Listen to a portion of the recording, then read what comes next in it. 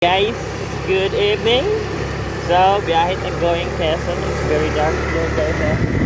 Yan yung daanan guys. So, dandahan lang guys. High beam tayo guys. High beam. Kulay yellow. Wala ka tayong kasulubong guys. Kaya okay lang mag high beam guys. Yan. Ito ay Don Palace Kebatang. Yes. We got another light LED light guys. Ito guys.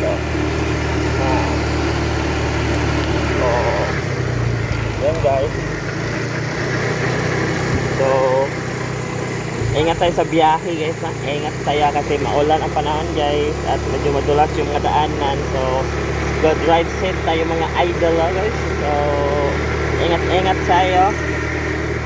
At hindi naman tayo problema sa alam guys kasi may pandong ang harap natin, hindi tayo mababasa, pero pagilid sa ating guys is open guys, so medyo lang guys, kaya kailangan talaga natin mag-focus, yan, focus lang, raincoat, so yan guys, so ride safe mga ka-idolos, lalo na yung laging bumabiyahe sa gabi at araw.